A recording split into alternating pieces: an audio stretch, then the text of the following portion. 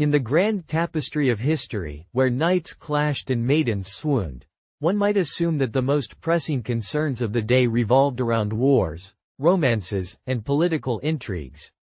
Yet, in the midst of all this glorious chaos, a far more pressing issue lurked in the shadows. Quite literally. Picture, if you will, the regal Queen Arabella, resplendent in her velvet gown, suddenly besieged by the undeniable urge to answer nature's call. Alas! She exclaimed, clutching her stomach like a warrior grasping a sword. When the queen needed to go, did she need assistance? As she peered into a chamber pot that resembled a gilded throne more than a humble receptacle, a cacophony of chaos erupted around her. The castle's garderobe system, a fancy name for a glorified hole in the wall, was about as private as a public market, and with a squire as clumsy as Sir Fumblebottom, who had just tripped over his own sword, the situation was bound to spiral into hilarity. Enter Brother Barnaby, the monastery's resident expert on all things digestive. With a penchant for lending unsolicited advice, he barged in just as the queen was about to embark on her perilous journey to the garderobe. "Your Majesty, have you considered the benefits of a fiber-rich diet?" he inquired, blissfully unaware of the royal urgency. Meanwhile, the nosy Lord Pumpernickel, a noble with a knack for sticking his nose where it didn't belong, was lurking nearby, eager to uncover the queen's private matters. Little did he know, the only thing he would discover was the art of medieval sanitation, and perhaps a few embarrassing secrets of his own. In the age of chamber pots and public latrines, where privacy was a luxury and hygiene was a distant dream, one could only imagine the unexpected hilarity that unfolded whenever nature called.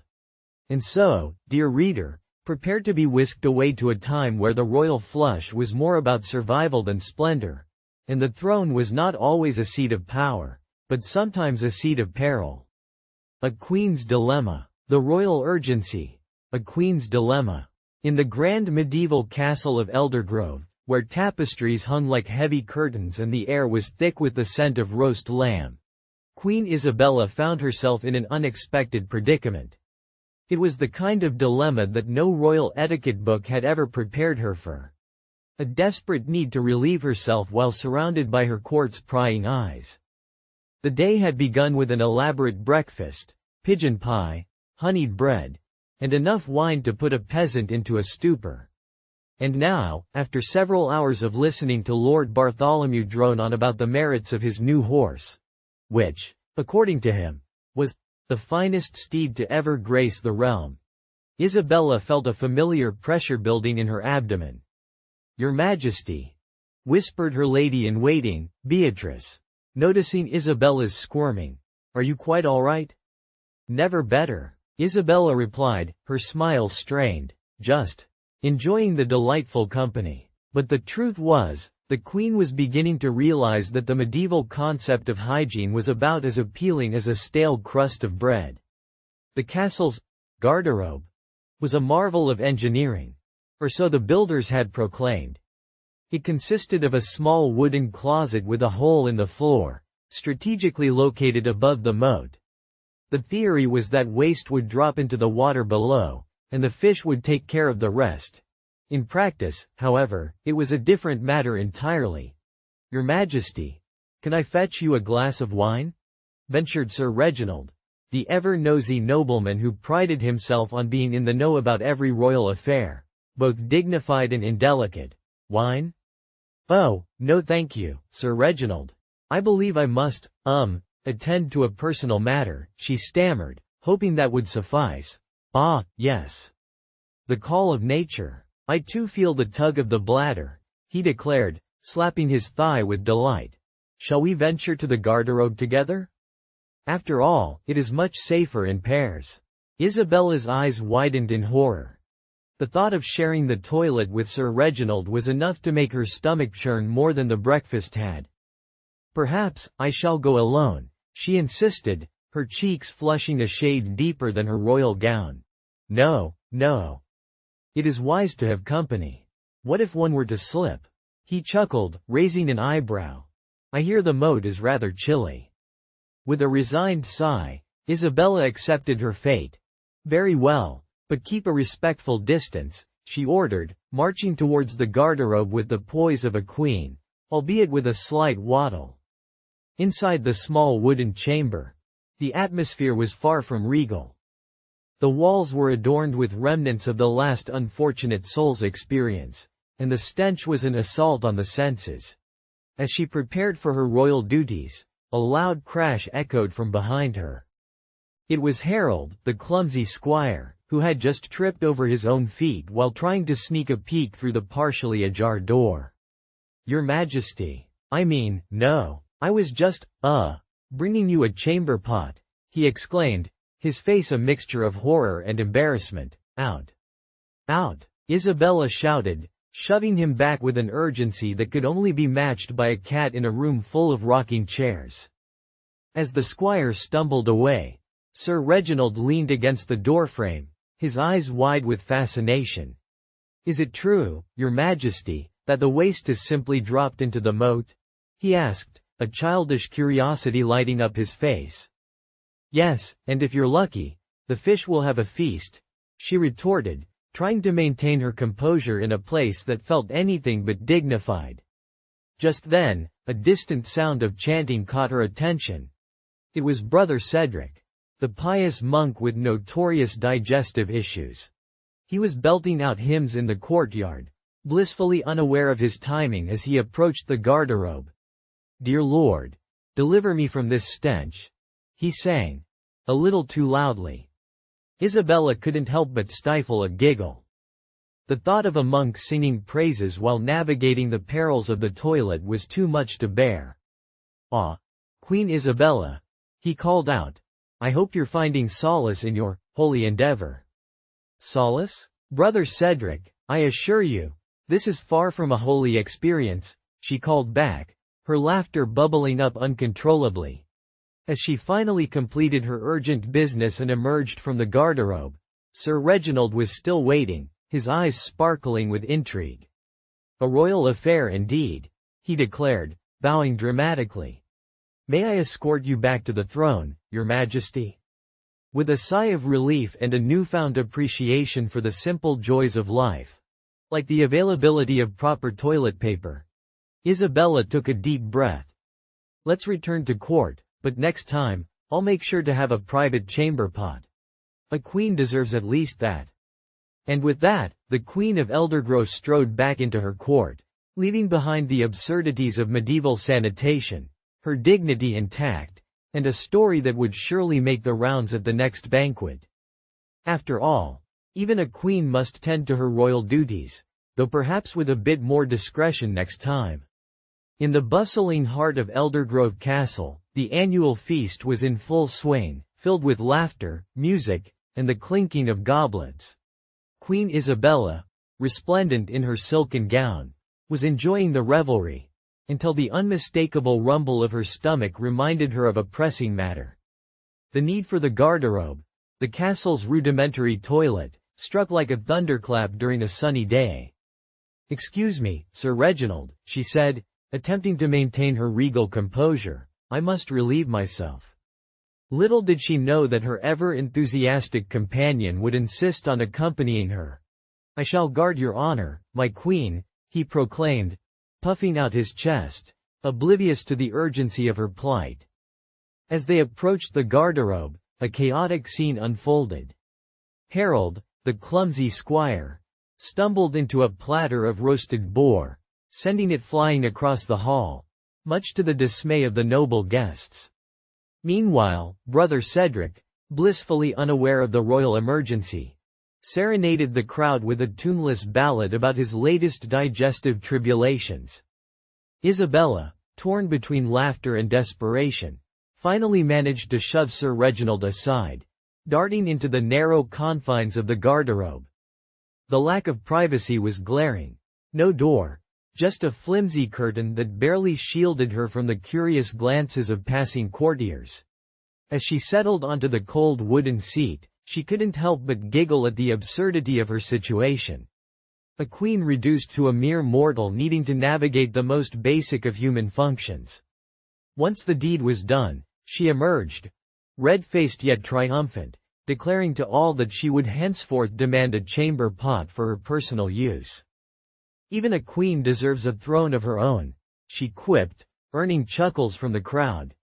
In that moment, Isabella not only upheld her dignity but also reminded everyone that the trials of life, be they royal or rustic, are often best met with a hearty laugh. And thus, the legend of Queen Isabella's infamous toilet adventure lived on, a humorous reminder of the quirks of medieval life. A throne of sorts. The Garderobe Chronicles, a throne of sorts.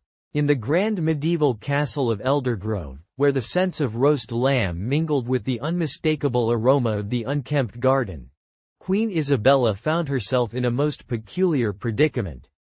As she sat on her ornate throne, bedecked in regal finery, an urgent wave of discomfort rolled through her. It was not the weight of the crown on her head that troubled her, but the pressing need to relieve herself. Unfortunately, the castle's garderobe, the toilet, was but a few feet away, and by the looks of things, a royal escort would be required. "Sir Cedric," she called, her voice echoing off the stone walls. The ever-earnest Squire, who had been polishing the Queen's tiara with the fervor of a man possessed, stumbled in, a look of sheer panic flashing across his face. "Your Majesty," he stammered, nearly dropping the tiara as he rushed to her side. "I believe I require assistance to the garderobe," she stated, her tone dignified despite the urgency of her situation. The Queen had always prided herself on her poise, but the impending disaster made it difficult to maintain. "Of course, my liege," Sir Cedric responded, his face turning a shade of crimson that would make a ripe cherry feel insecure. He cleared his throat, trying to regain composure. "I shall lead the way." The path to the garderobe was fraught with potential embarrassment. The castle was a veritable maze of stone corridors adorned with tapestries depicting glorious battles, none of which prepared one for the trials of medieval sanitation. They arrived at the garderobe, a small, dark chamber with a wooden seat hovering perilously over a gaping hole. Below, the waste tumbled into the moat. A rather unsanitary practice, one might say, but at least it kept the local fish well fed. As Isabella approached the seat, she noticed a familiar figure lurking nearby. It was Brother Alaric, the castle's resident monk, known for his insatiable appetite and, unfortunately, his equally insatiable digestive issues. He was crouched by the entrance, attempting to discreetly adjust his robes. "Ah, Your Majesty. I was just, passing through," he exclaimed, his cheeks as red as the Queen's velvet gown. "Brother Alaric," Isabella replied, trying to maintain her royal bearing despite the absurdity of the situation. "Perhaps you could find another passage?" "Indeed, I shall," he declared, but not before stepping back into the shadowy corner, where he stumbled over a chamber pot left carelessly by a careless maid. The clang of ceramic against stone echoed through the hall, causing several curious nobles to peer in, their expressions a mix of confusion and concern. "Is the Queen unwell?" one nobleman shouted from a safe distance, his interest piqued. "Do we need the royal physician?" "Nothing of the sort," Isabella snapped, her dignity wavering. "I merely need a moment of privacy." But privacy was a rare commodity in a place where the walls seemed to have ears. Sir Cedric, ever the dutiful squire, hurried to close the heavy wooden door, leaving just enough of a crack for a curious eye to peek through. "I'll stand guard, Your Majesty," he proclaimed, puffing out his chest in an attempt at valor. But as he turned, he tripped over the very same chamber pot that had sent Brother Alaric tumbling. With a resounding crash, the pot tipped over, its contents splattering across the stone floor. The nobleman outside gasped in horror, and the Queen couldn't help but chuckle despite her predicament. "Perhaps we should reconsider our sanitation practices," she mused aloud.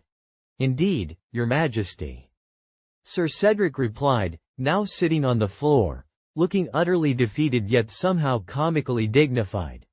"A royal decree for better toilets would surely improve morale." Or at least reduce the number of accidents, Isabella retorted, shaking her head.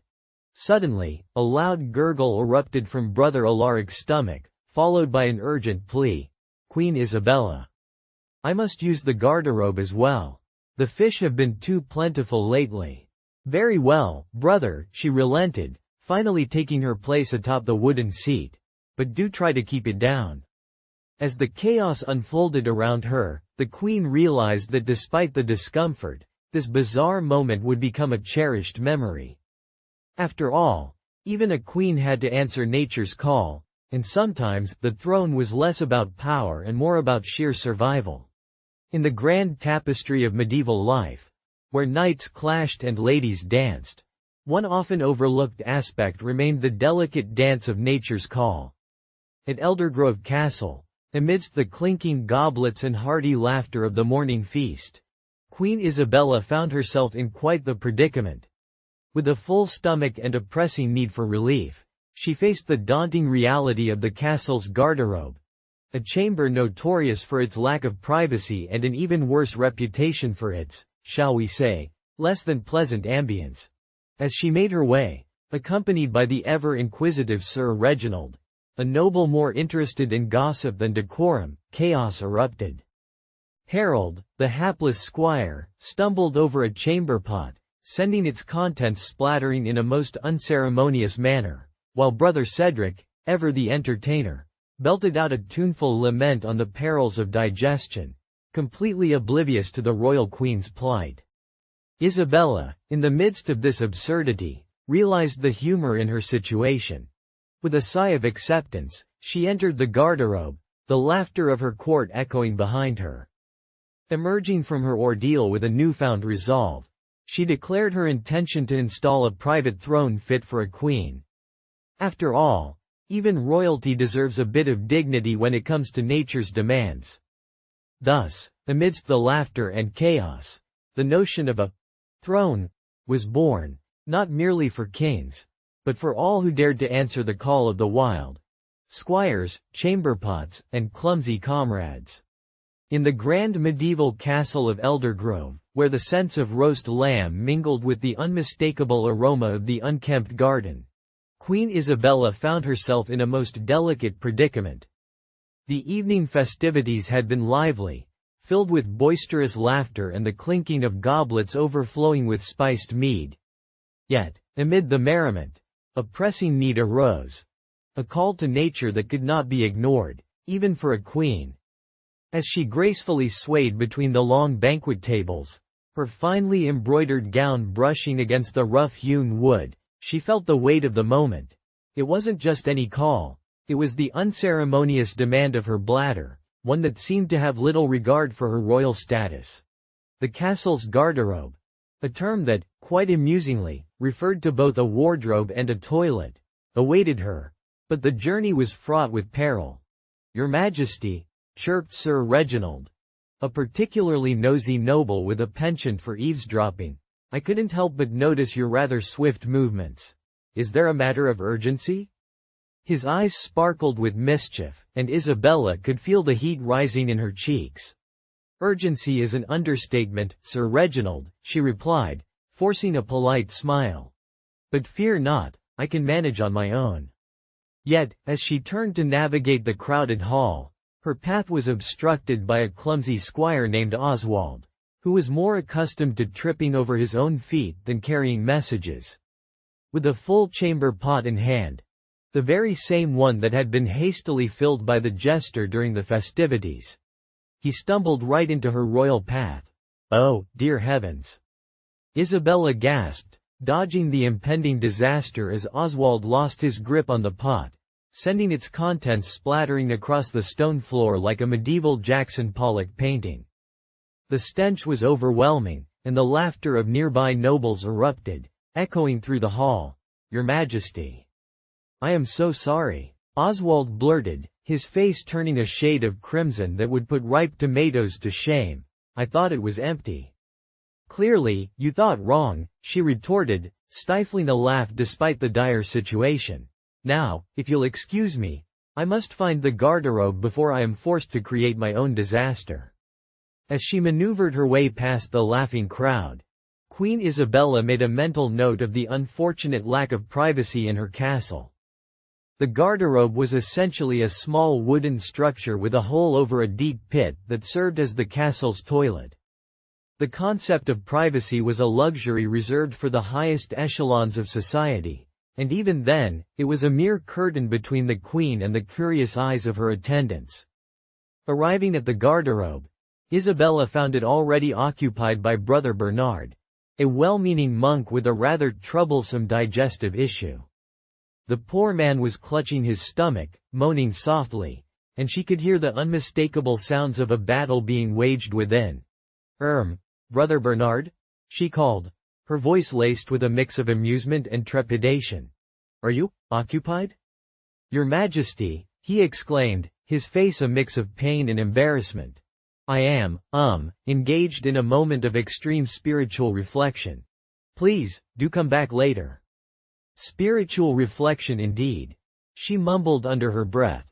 "Perhaps a little less lentils at supper next time, brother." The queen paced outside the door, tapping her foot impatiently, when Sir Reginald appeared once more, a gleam of mischief in his eyes. "What is this? Is the Queen of Eldergrove being detained by a monk in the garderobe?" "Not just any monk, Sir Reginald. A monk on a mission," she replied with a smirk. "But I fear his reflection may take longer than anticipated. Would you be so kind as to assist me in finding another option?" Reginald, ever eager to please, led her to a makeshift area behind the castle, where the more daring nobles had installed a series of wooden seats perched over a ditch. "Behold, Your Majesty. The public toilets of Eldergrove," he announced with a flourish. Isabella raised an eyebrow. "Public? In the middle of a party? Why, yes. Nothing like a bit of camaraderie," he chuckled, gesturing towards a few other nobles who were engaged in light-hearted conversation while perched over the seats. "It's all the rage." With no choice left, Isabella took a deep breath and joined the ranks of the noblemen, who were far too engrossed in their banter to notice the queen's royal predicament. As she settled herself, she couldn't help but overhear snippets of their conversation about the latest jousting tournament and the unfortunate incident involving Sir Cedric and a runaway pig. Just as the tension of her predicament began to dissolve into laughter, a loud crash echoed from behind the bushes.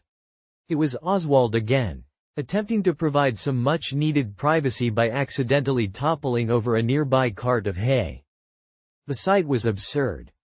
A queen, surrounded by noblemen, all in a rather unceremonious situation, while a clumsy squire lay buried beneath a pile of hay. Laughter erupted, filling the air with an unexpected camaraderie that only the medieval toilet could inspire. And in that moment, Queen Isabella realized that even in the most dignified of circumstances, nature had a way of uniting everyone in shared hilarity. As she exchanged glances with her fellow nobles, she couldn't help but think that perhaps the true throne of Eldergrove lay not in the grand hall but in the laughter shared amidst the chaos of chamber pots and clumsy comrades.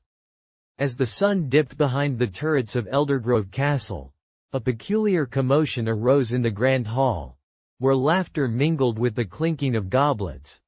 Queen Isabella, her stomach betraying her after a feast of roasted swan and rich pies, felt an urgent pressure that could no longer be ignored. The revered garderobe awaited her, but the path was fraught with peril. "Milady, I shall accompany you to ensure your dignity remains intact," declared Sir Reginald, puffing out his chest like a peacock. His overzealous chivalry, while admirable, did little to ease Isabella's discomfort. "Noble ladies do not traverse these corridors alone. Sir Reginald, I assure you, I am capable of handling this situation," she replied, stifling a giggle at the absurdity of it all. Just as she thought she could sneak away, Harold, the hapless squire, tripped over his own feet, sending a tray of leftover turkey careening into the air. "Look out!" he yelped, ducking for cover, his clumsiness turning the grand hall into a poultry battleground. Meanwhile, Brother Cedric, oblivious to the chaos, serenaded the room with a ballad about his own digestive tribulations, his voice echoing off the stone walls. "Oh, the woe of the gut. The pain of the," he sang, much to the horror of Isabella, who was now torn between laughter and desperation. At last, with a deep breath, she made her way to the garderobe, a simple wooden structure with an open hole leading to the castle's cesspit. "This is quite the throne," she muttered under her breath, a hint of irony escaping her lips. Determined to reclaim her dignity, Isabella resolved that a personal chamber pot was in order. "Even a queen deserves a throne of privacy," she mused, picturing her very own porcelain seat, far removed from the cacophony of the court. As she settled in, the absurdity of her situation washed over her like a wave. And so, amidst the sounds of chaos, a queen found her moment of solitude. A reminder that even in the realm of nobility, the most basic human needs could lead to the most uproarious of adventures. In the end, Isabella's laughter echoed through the castle, a testament to the delightful absurdities of life, even in the Middle Ages. The nosy neighbor effect. A noble's curiosity, the nosy neighbor effect. In the grand medieval castle of Eldergrove, where the echoes of laughter danced alongside the clink of tankards, Queen Isabella faced a dilemma that would have sent lesser women into a panic. It was not the looming threat of the neighboring lord's army or the peculiar habits of her pet falcon that troubled her. No, today was a day like any other, until the urgent call of nature reared its unruly head. As the sun dipped behind the crenellated towers, casting long shadows that seemed to mock her predicament, Isabella found herself torn between the dignity of her station and the pressing need to relieve herself. The castle's garderobe, a term that may have sounded regal but was, in fact, a fancy name for a medieval toilet, was not exactly the epitome of privacy. In truth, it was a small wooden room with a hole that led directly to a deep pit. Such was the state of hygiene in the 14th century, where the concept of sanitation was as foreign as an enchanted dragon. "Your Majesty," came a voice that seemed to pierce the air just as her discomfort peaked. It was Sir Alistair, the inquisitive noble from the neighboring estate, his eyes glinting with that unique blend of curiosity and mischief. He had a knack for appearing at the most inopportune moments, often lurking like a cat ready to pounce. "Sir Alistair, if you could excuse me," Isabella started, trying to maintain her regal composure while her stomach audibly protested, betraying her with a loud growl. "Oh, but I simply must know," Alistair exclaimed, his voice rising in excitement. "You must enlighten me on the intricacies of the garderobe system. Is it true that one must brace oneself against the walls lest one fall into the abyss?" Isabella's cheeks flushed a shade deeper than the finest ruby. "It is not something for polite conversation, Sir Alistair," she replied, her tone a blend of humor and exasperation. "Especially not in the presence of the court." But Alistair, undeterred, leaned closer, his interest piqued. "And what of the chamber pots? I've heard tales of nobles employing servants to carry them away. Surely, you have such a servant at your disposal?" Just as Isabella opened her mouth to respond, a loud crash echoed through the corridor. Enter Sir Cedric, the clumsy squire, tripping over his own feet and sending a chamber pot, a rather unfortunate vessel, tumbling through the air. The pot landed with an audible splat just inches from the queen's slippered feet. "Your Majesty." Cedric yelped, his face a blend of horror and embarrassment. I was just attempting to prove that gravity still works, I see," Isabella quipped, her humor barely masking her rising panic. "Do you have any idea how many times I must hear about chamber pot disasters before I can even think of using one in peace?" Meanwhile, as Sir Alistair chuckled at Cedric's mishap, a monk strolled by, his brow furrowed and his gait hurried. Brother Ambrose, known for his digestive troubles, often attributed to his fondness for lentil stew, was clutching his own belly. "Forgive me, Your Majesty, but I must find the garderobe before I am claimed by the winds of fate," he exclaimed, nearly colliding with Cedric and sending the hapless squire tumbling backward. With a loud thud, Cedric landed on the floor, his face now as red as the Queen's favorite banner. "I shall assist you, brother," he stammered, scrambling to his feet and inadvertently knocking over another pot, this time filled with fresh herbs. The basil and parsley scattered like confetti, bringing an unexpected aroma to the scene. "Is this a royal garden or a battlefield?" Isabella mused aloud, her laughter bubbling up despite the chaos. Her royal dignity was quickly overshadowed by the absurdity of the situation. "I believe I need assistance after all." "Your Majesty, allow me to escort you to the garderobe," Alistair offered, puffing out his chest as if he were a knight of old, ready to slay dragons instead of facilitate toilet trips. As Isabella rolled her eyes but ultimately accepted the offer. After all, better a nosy neighbor than a clumsy squire. She felt a sense of camaraderie amidst the mishaps. Perhaps the medieval toilet experience was less about privacy and more about the shared humanity of such a basic need. So they marched toward the garderobe, a regal procession of silly nobles and hapless servants, laughter trailing behind them like a banner. And while the castle of Eldergrove may have had its share of dignified moments, this day would be remembered as one where even a queen learned to embrace the hilarity of life, one chamber pot at a time. In the grand tapestry of medieval life, where knights clashed and banquets overflowed with roasted fowl, a most pressing and peculiar affair often went overlooked: the urgent call of nature. Picture, if you will, the esteemed Queen Isabella, resplendent in her silks, navigating the labyrinthine halls of Eldergrove Castle.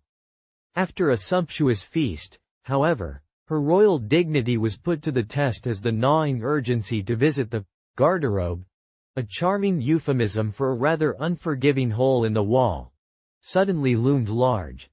To make matters more delightful, she found herself pursued by the ever-curious Sir Reginald, who, with a twinkle in his eye, insisted on accompanying her on this most private of quests. The scene was further complicated by Harold, the squire whose clumsiness was only rivaled by his talent for ruining fine dishes, and brother Cedric, a monk blissfully unaware of his own gastro-political turmoil, serenading the halls with a tune that could only be described as an ode to digestive distress. As the queen valiantly attempted to maintain her composure amidst the chaos, she declared with a wry smile, "A royal must have her privacy." And with that, the echoes of laughter mingled with the whispers of history, reminding us that even in the grandest of epics, the simplest human needs could stir merriment and camaraderie, transforming a mundane necessity into a shared jest of royal proportions. A humorous reflection. In the grand medieval castle of Eldergrove, where the echoes of laughter danced alongside the clink of tankards, Queen Isabella faced a dilemma that made her squirm more than any courtly intrigue ever could. The sumptuous banquets and raucous jests had taken their toll on her royal constitution, and now, as the shadows lengthened and the evening festivities began, she felt the unmistakable call of nature. The question loomed large: did she need assistance? The castle's lavatorial arrangements were as charming as they were confounding. The garderobe, a quaint term for a medieval toilet, was a small room that jutted out from the castle walls, offering a view of the gardens below, though the view was hardly worth the risk of an embarrassing slip. It was a dark, musty affair, with a stone bench featuring a series of holes, each leading directly into the moat below. Privacy was a luxury that was seldom afforded, as the walls echoed with the sounds of those who had come before. As Isabella contemplated her situation, the door swung open with a creak that echoed through the chamber. In strode Sir Reginald, a portly nobleman known for his insatiable curiosity and his unfortunate habit of nosing into affairs that were none of his business. "Your Majesty," he exclaimed, his eyes wide with faux innocence. "I was just, checking on the, lavatorial arrangements." "Sir Reginald," Isabella exclaimed, her cheeks blooming with embarrassment, "this is hardly the place for a tête-à-tête." "Oh, but I assure you, Your Majesty, I've always found lavatorial etiquette a most fascinating topic," he replied, his mustache twitching with excitement. "Did you know that the common folk often carry chamber pots beneath their beds? A rather unsightly affair, if you ask me. But then again, they do have the benefit of—" "Enough," Isabella interrupted, her patience wearing thin. "I simply need to attend to my business." At that moment, a clumsy squire named Percival burst into the room, his arm flailing as he tripped over a loose stone. The sound of his fall echoed like thunder, and the poor lad landed with a thud on the stone floor, a chamber pot clattering from his grasp. "Your Majesty." I came to assist," he stammered, flustered and red as a beet. "Assist?" Isabella raised an eyebrow, trying to picture how a clumsy squire could possibly assist in such a delicate matter. "Percival, I appreciate your enthusiasm, but I think I can manage." Just as she was beginning to feel a sense of calm amidst the chaos, Brother Ambrose, the castle's resident monk, shuffled in, clutching his stomach with a look of pained urgency.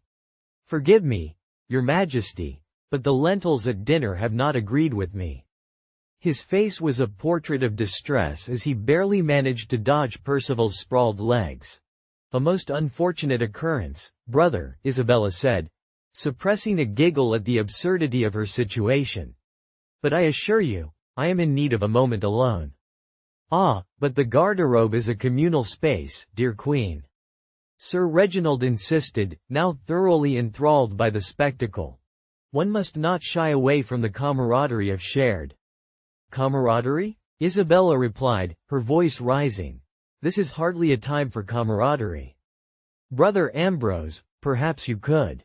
But the monk had already rushed past her, flinging open the garderobe door and finding his own moment of relief. The sound that emanated from within was not unlike the roar of a dragon, echoing through the castle halls and drawing the attention of every nobleman and woman at the feast. Isabella couldn't help but laugh, her regal demeanor slipping amidst the utter chaos. Sir Reginald's eyes sparkled with delight, and Percival, still sprawled on the floor, was now red-faced and trying to stifle his own laughter as he listened to the cacophony of sounds issuing from the garderobe. "Perhaps I do need assistance after all," Isabella finally said, wiping tears of laughter from her eyes. "But only in the form of a good bottle of wine to take the edge off." As the evening wore on and the revelry continued, the Queen learned that while the intricacies of medieval sanitation could be humorous, and often downright embarrassing, the laughter shared among friends was the true remedy for any royal dilemma, even one as delicate as the call of nature. And so, with a clink of tankards and a hearty laugh, the curious nobles and their clumsy squire toasted to the absurdities of life, all while the garderobe continued to echo with the sounds of relief. In the quaint yet chaotic confines of Eldergrove Castle, Queen Isabella found herself in quite the predicament. After a sumptuous breakfast of porridge and a rather suspiciously undercooked sausage, she felt the unmistakable pressure of nature's call. As she sat through Lord Bartholomew's interminable tales of his new steed, whom, he insisted, was the finest in the realm, Isabella's composure began to wane. With the court's curious gazes fixed upon her, the attempt to maintain regal dignity was as futile as trying to balance a goblet on a jester's nose. Sir Reginald, ever the gallant knight, gallantly offered his arm, unwittingly transforming her urgent escape into a procession worthy of a royal parade. Navigating the narrow, spiral stone staircase to the garderobe, they were met with the unmistakable scent of history, an olfactory assault that would make even the hardiest of knights reconsider their breakfast choices.